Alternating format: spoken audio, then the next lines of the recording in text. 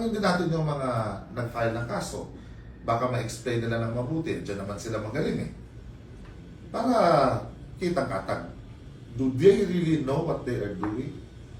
No, so, but again, hindi po ito yung official na sagot doon sa kaso dahil wala pa tayo natatanggap. So, ano naman ang sasagutin ko? And the other respondents in the case. Yung 89.41 million pesos po, Mayor, saan mo, can you break it down po? Hindi ko alam. Hindi ko nga mabibreakdown dahil hindi ko nakita yung laman ng kaso eh. No, kasi kung loan repayment ang kanilang sinasabi doon, explain din natin ng konti. Sa appropriation kasi, meron tayong fixed amount for loan repayment. Kasi kung mababasa nila yung 20% Community Development Fund, ay yung ating Community Development Plan, makikita nila doon na this much amount is going to loan amortization, yung construction ng phase 2 ng market, construction ng integrated public terminal, and these are loans being incurred by the previous administration. We are only fulfilling the payment because that has been authorized already by the previous Sanggunian. And the previous administration already started paying the loan. And we cannot afford na as local government unit, hindi tayo magbayad. Dahil pwede tayong kabulil, pwede tayong kasuhan. So tuloy-tuloy yung ating pagbabayad. So baka hindi nila alam, nakasama dyan sa sinasabi nila, yung ating binabayad ng loan para sa public terminal at saka new public market. May mga bagong loans na na-incur, pero we all went through the process. Hindi nila pwedeng i-claim na hindi dumaan sa sanggunian. So ang nangyayari, pag may appropriation, at mas nagpa-fluctuate yung ating interest eh.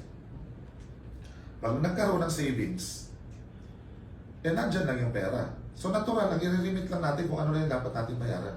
May matitira talaga. Pero itong natitirang pera, hindi natin pwedeng gamitin for any other purpose. Except when we propose it to the Sanggunian and the Sanggunian authorizes us to use the money.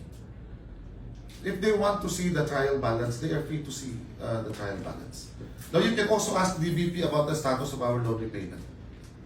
Kasi kung talagang gumagawa kami ng kalokohan sa mga loan na sinasabi nila, di wow, managot tayo. Diba? So, tanongin nyo nga yung 6 na magagaling na konsehal na nag-file ng kaso. Para malaman natin kung alam ba nila yun. Maliban sa iyo yung 4 pa po from planning, yung 4 na accountant, yun po at ang... They are ready to answer. No? And after this siguro, hindi ko naman ini-expect na magbibigyan ako ng opportunity to answer. No? But after this, we are going to issue an official statement na magsasabi rin na nag-aantay lang kami. Kung may darating talaga, di sasagot kami. Ngayon, pagdating sa loan, i-explain namin ng konti. Baka may mga ignorante na hindi alam yung batas at hindi alam yung kanilang mga sinasabi, at least maturuan natin sila ng konti. Because we also have moral obligation to teach them if they're ignorant of the process. No?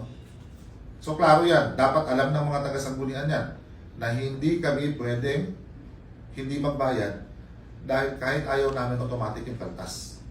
Ngayon, yung sobra sa appropriation ng loan repayment na authorized by the SPD, hindi namin pwedeng gamitin kung wala kaming authority coming from them. So, hindi ko alam kung saan galing yung 89.1, baka FM frequency. No? Pero hindi ko talaga alam kasi wala pa kaming detalye ng kaso.